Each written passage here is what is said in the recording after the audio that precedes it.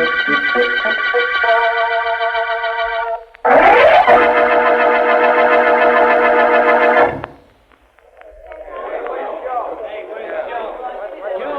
Harkins. The old man wants you in his office. Oh, thanks, Eddie. Probably wants to give me a bonus on that last yarn I turned in for the sheep. Who knows what he wants, including him. Walk you to the door? Yeah, do that. Some young cub reporter might be waiting to take a bite out of me in transit. What are you working on for the old man, Harkins? Something hot? Big secret stuff. No can talk. Not even to me. I'm working here, you know. You never know it. See you later, Ed. Hi, boss. Come in, Harkins. I got an assignment for you. Good. Let's have it. Ever hear of Philo Vance? Private investigator par excellence? Sure, I've heard of him. Get an interview on him. Something about the cases he's worked on. Want to make a good feature. Maybe we'll run it as a series on Sundays. That's all. Just like that, I'm to get a story out of Vance. My, you know he never talks to reporters. So don't be a reporter. Be a society gal. Be somebody in trouble. Be anybody. Nobody said you had to be a reporter. No, that's right. Nobody did. A lot of people have told me I'm not a reporter. But you wouldn't be one of them, would you, Mike? I might one of these days. Call me and let me know how you make out. Okay, Mike. Oh, by the way, that yarn I was on this morning. Nothing doing on it. NGNS. No story. What one's that? That thing about the concert pianist, Lillian White, inheriting $500,000. She denies it. She denies it, so there's no story? Maybe I should have sent Henderson. Wait a minute, Mike. Keep your top down. Did dig up something on the White gal. Found out she was once married to a man named Joe McGuff. Mean anything? Not to me. Did you knock out what you have? Yeah, here it is on this paper. Only it isn't much, and you can't use it. But here it is, such as it is. Only I'm telling you now, it's no yarn. It's no nothing. Well, if you got nothing except that she was married to a guy named Joe McGuff, it sure is no story. Okay, leave it and I'll look it over. Go on now. See what you can find out from Philo Vance. I'm on my way. Only from what I've heard of him, I've got an idea he'll find out more about me than I will about him.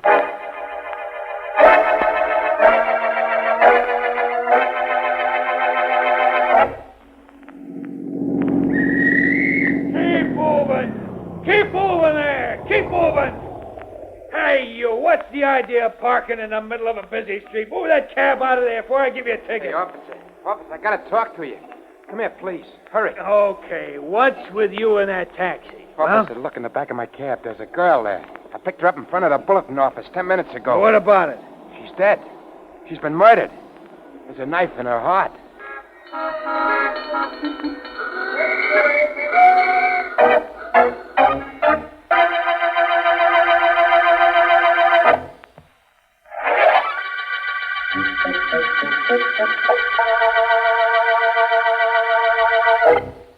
That's the story, Vance, all of it. The girl was a reporter on the Bulletin, and she was on her way to interview you when she was murdered. Interview me? That sounds like a very interesting case, Markham. Not to me, it doesn't.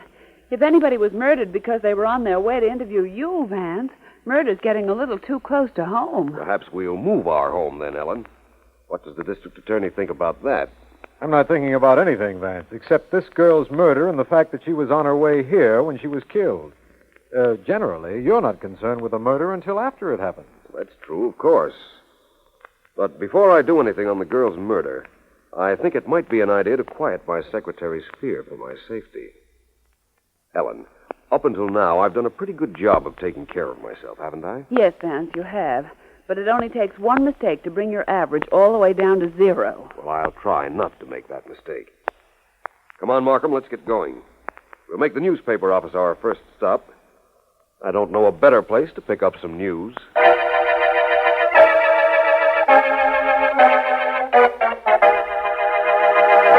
Eddie, listen to me. Somebody murdered one of our staff. Reporters have solved crimes before, but this one we've got to solve. I'd like to get my mitts on whoever knocked off Harkins, Mike. She was one of the best newspaper men I've ever worked with. Well, go on. Get going, Eddie. There must be some connection with her death and the story she was working on. Well, you'd know what yarn you gave her, Mike. What was she on? Nothing at the moment. Nothing but a straight assignment. An interview with Philo Vance. What was she working on before? Nothing. That item about a concert pianist named Lillian White inheriting some money. Nothing important. Nothing, except that you took that story and put it on page 1. What a nice little job you made of it, too. Headline, is this the story that caused the death of the Bulletin reporter? Subhead, who is this mysterious Joe McGough? Nuts. McGuff. G-O-U-G-H is McGough. All right, Eddie, have it your way, only don't be bitter. That yarn, treated just that way, will be on page 1 of every paper in the country by morning. They'll all handle the story the same way. It's human interest. Story that wasn't even a story becomes front-page news, only it costs the reporter's life. Maybe I'll turn in my press card. I know how you feel, Eddie, but forget it. Now, listen. How about to the house where the taxi driver lives? The one that picked up Harkins in front of our building. Get him to say something. Whether he saw anybody get in the cab when it stopped for a light. Anything. Okay, Mike, I'm on my way. Only if the cab driver knew anything, he'd have told the cops. And Riley at headquarters said he keeps insisting he didn't see anyone get into the cab after Harkins got in. The cops let him go, Eddie. He's home now. You got the address? Sure, Riley gave it to me. Well, get on your horse and see what you can find out. Okay. Only don't expect me to die just to put my story on the front page.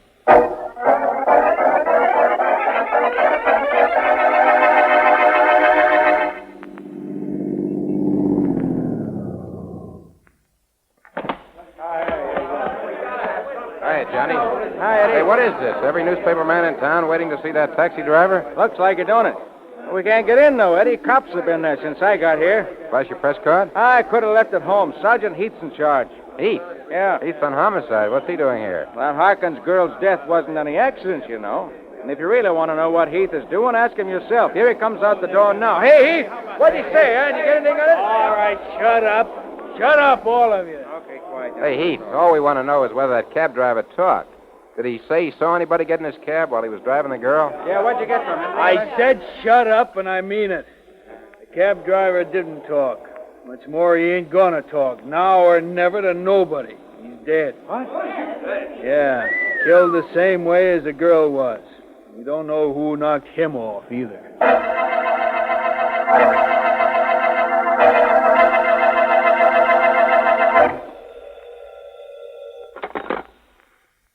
Hello? Miss Lillian White, Yes? long distance is calling. I have your party, sir. Go ahead, please. Hello, Lil. Yes. Who is this?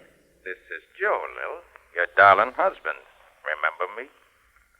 Joe, where are you? What do you want? It don't make hardly any difference where I am. And what I want? Well, that don't make hardly any difference either. I just seen the papers. But, Joe, I don't know how that reporter found out that you were my husband. I didn't tell her. No, I don't suppose you would, hardly. But she found out. Only I don't care about that. I care about $500,000 you inherited, according to the story. I want in on that dough. I'm entitled to it. I'm still married to you. Remember, kid? Joe, that story isn't true. Maybe. Maybe not. Anyhow, I'm hopping a plane in a few minutes, and I'll be in to see you in a couple of hours. Just don't be too surprised when I walk in. I hardly want to surprise you, honey. Hardly.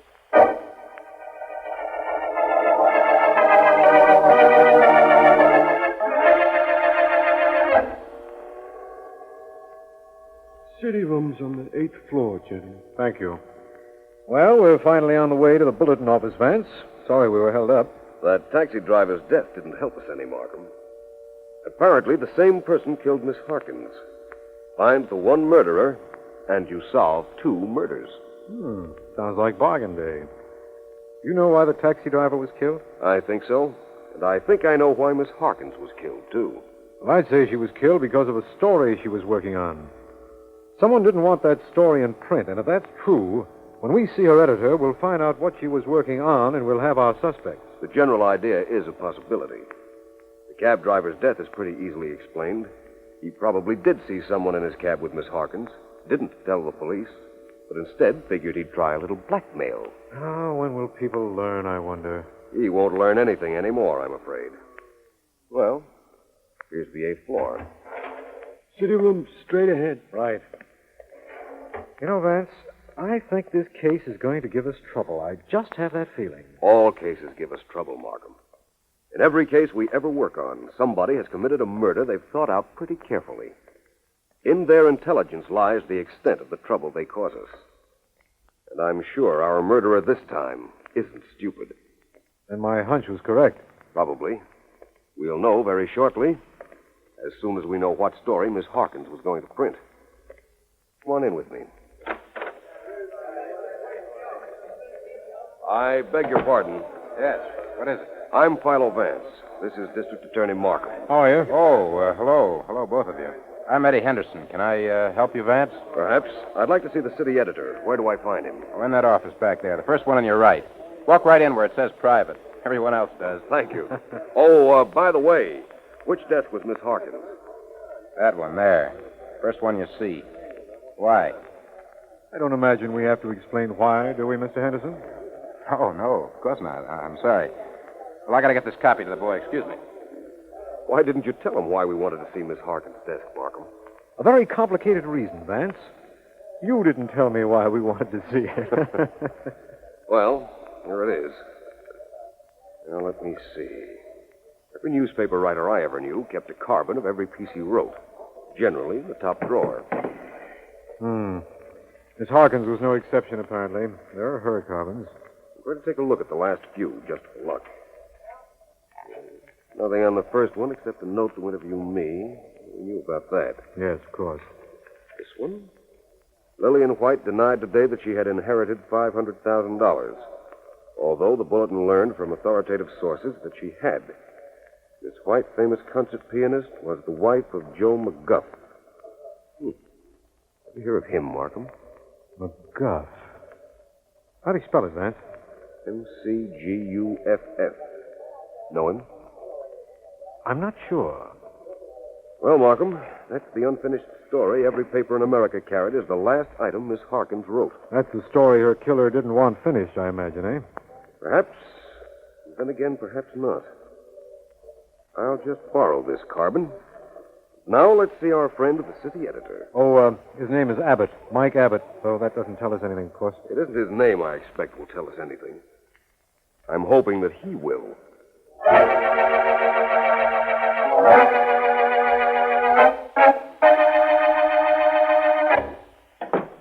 Hello, Miss White. Eddie. Eddie, what are you doing in my apartment? Talking to you. I don't know why I'm bothering to. I've done a lot for you in the Bulletin, Lillian. But I didn't like what you did to pay me off. Please, Eddie, don't I have enough trouble now? I don't even know what you're talking about. Don't you? It wouldn't be that you wanted to make sure Myrna Harkins never got any more information about you, would it? And that you killed her. I killed her? Who sent it to me with that made-up story about an inheritance that I never got? Couldn't have been anybody but you. Doesn't matter where the paper got the tip that sent Harkins here. What does matter to me is that you wouldn't want any information about your husband, this Joe McGuff, to get out. You see, I just got finished checking, and I found out the rackets he's been running. Get out of here, Eddie. Get out of here before I send for someone to throw you out. Who are you going to send for, Joe? And what are you going to tell him? And aren't you afraid I've got something to tell him, too?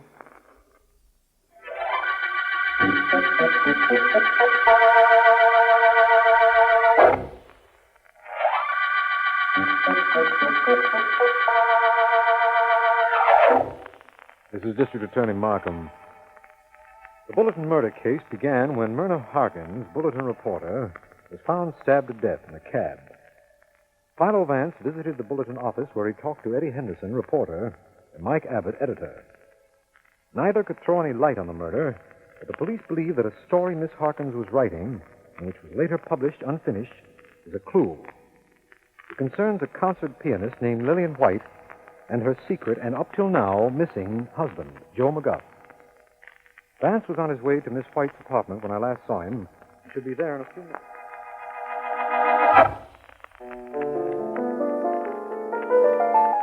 What's the matter, Lily? You don't seem hardly glad to see me at all. Hardly. Go away, Joe. Go back where you came from. I hopped the plane just to look at you, Lily. So stop playing that piano. I want to look at you and that $500,000. There is no $500,000, Joe.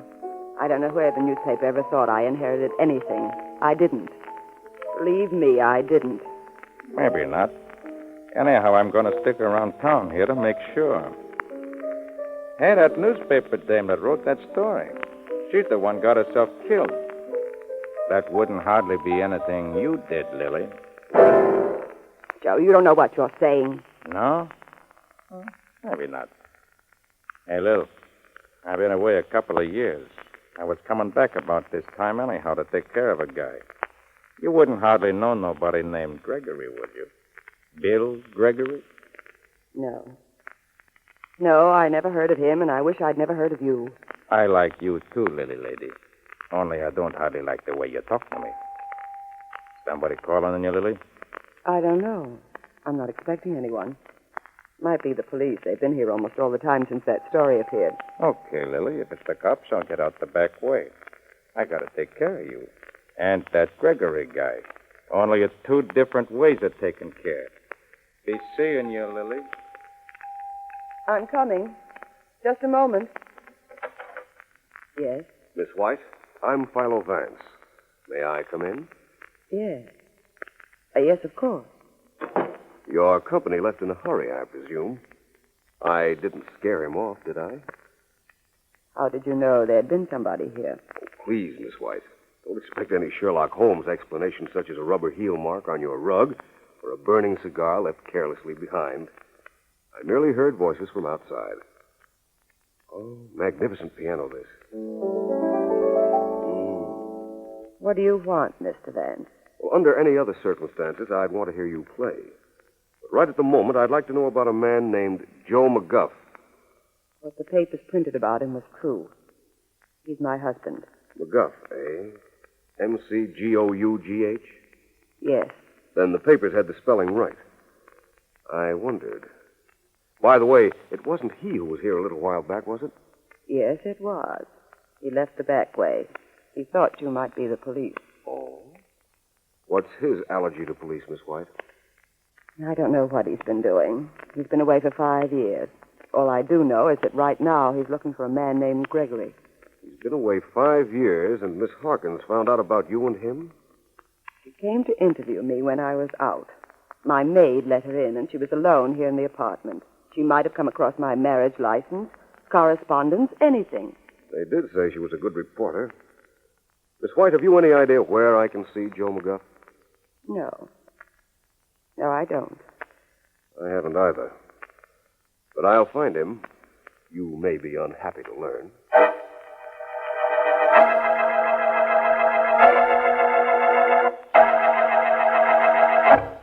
I think that will be all, Miss Deering. My notes are up to date on the Bulletin murder, I believe. Read me the last item again, will you please? Certainly, Vance. With the knowledge of the above facts, detailed in chronological order, it is very evident to me who murdered Myrna Harkins, and as a consequence, Arthur Allen, the taxi driver. Oh, that's it, Vance. Now tell me, who was it? Who it was, Ellen, is secondary in this case to why it was. Wait until Markham gets here, which should be momentarily, and I'll tell you both at the same time. You could dictate it, and then I'll promise not to even look at it until the district attorney gets here. Oh, Ellen. I'll wait for Markham. Hello, you two. Here I am, right on schedule. Practically on cue, and I'm glad you're here. Really? Well, that's very complimentary. Vance, I've got some information. Joe McGuff is at the Rex Hotel. Heath tracked him down, only McGuff doesn't know that. Good, Markham. That's really good news. It will postpone my announcement, however. I'm going to see Mr. McGuff. Vance, you promised. Yes, I did, Ellen, but I told you the fascinating part of this case was why Miss Harkins was killed. That's the part I don't know either. But it's the part I'm going to find out now.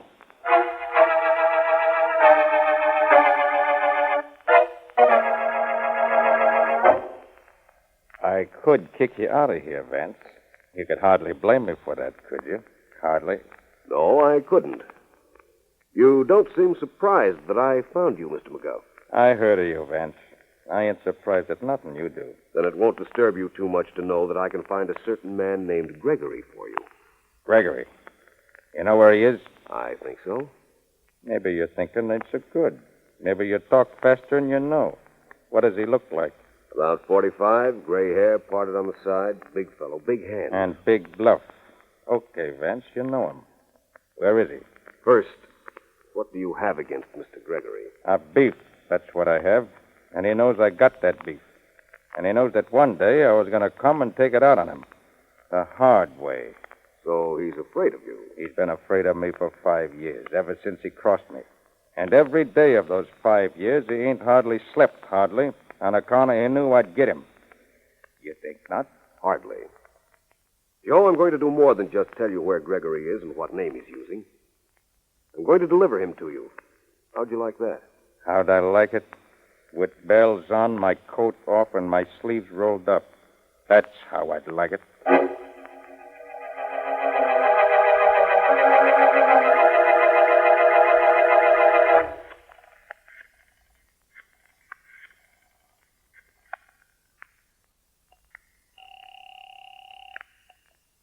Hello?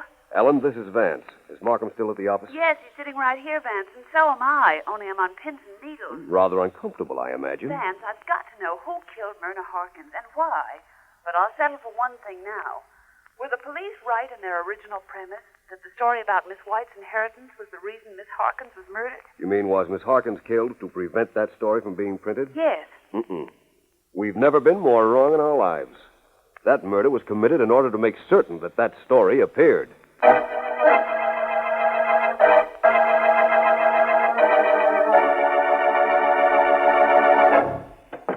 Good evening, Mr. Abbott. Huh? Oh, hello, Vance. Where's your star reporter, Mr. Abbott? Mr. Eddie Henderson, I believe his name is. He's out in the city room. You want him? Yes, as soon as I check some facts with you. Yeah? Check away. Mr. Abbott, Myrna Harkins' last story would never have been printed if she hadn't been murdered. Isn't that so? You mean it was no story the way she wrote it? That's right. Suppose it was important to somebody that that story appear not only in your paper, but nationally. It would be impossible unless the person who wrote it suddenly became important. You know, Abbott, I think... Hey, Chief. Oh, come in, Henderson. We were talking about you a while ago. Sergeant Heath, Yeah, Vance? please come in with Mr. Henderson and stay close to him, will you? Sure, Vance. Anything you say. Come on, Henderson. Vance wants you. What do you want with me, Vance? Eddie, Mr. Vance thinks you had something to do with Myrna Harkins' death. He does. Well, isn't that nice? Now, don't get tough with Vance, or I'll rap you one. Thank you, Sergeant. Don't mention it. Henderson, you knew nobody would print the Lillian White inheritance story the way she wrote it. So you killed her to make sure it would appear. Take him downtown, Heath. Sure, Vance. Come along, you. Get your hands off me, you big ape. I never killed anybody. Come on, Nobody's gonna come on, out blame me. with you. I'll take care of this character, Vance. Don't worry. Thank you. Don't mention it. Well, so Henderson's a murderer. I can't believe it. Then don't try to. Oh, Mr. Gregory. Yeah? I mean, who? Don't bother with the deception, my friend. I know your name is Gregory, and I know you killed Myrna Harkins. That little byplay with Henderson just now was to throw you off your guard so you'd answer to the name of Gregory. Well, what does that prove? A lot of things. You said whoever killed Harkins did it so her story would get in the paper. Well, I'm the editor. I could have used that story if I'd wanted to. And what's this Mr. Gregory business about? You're Gregory, all right. I described you to Joe McGuff. McGuff? That's right. And it's right that you could have published Miss Harkins' story in your own paper. But that wasn't any good. You had to have a story that would break nationally, so no matter where McGuff was, he'd see it and come back here. I wanted him back here, whoever he is? Most certainly. That was your intention when you first dreamed up the inheritance story for Miss Harkins to work on. You had the whole thing planned then. Let her write the denial.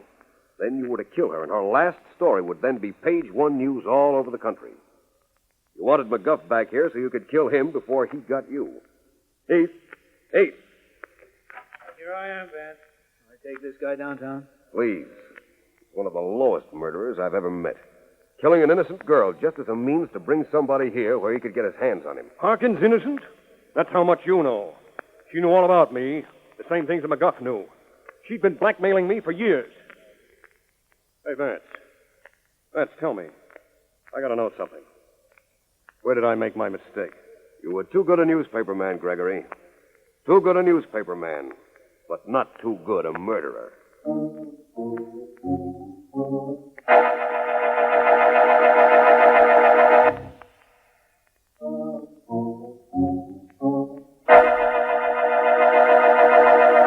Well, Ellen, any questions? Just one, Vance. What pointed to Mr. Abbott, or Gregory, as the murderer? I'll tell you. When Myrna Harkins wrote the story of Lillian White's alleged inheritance, she spelled McGuff M-C-G-U-F-F. Yes. Her editor, who'd sent her on the story in the first place, knew the correct spelling was M-C-G-O-U-G-H. So he changed her copy accordingly. Oh, I get it. And actually, he'd have no way of knowing the right spelling unless he knew McGuff. Correct. He had to change the story to be sure it came to the attention of the right McGuff. Quite simple, isn't it? It always is after you explain it. Vance, you're so wonderful. You solved this one, and it was a pretty tough package. Well, let's not discuss packages, Ellen.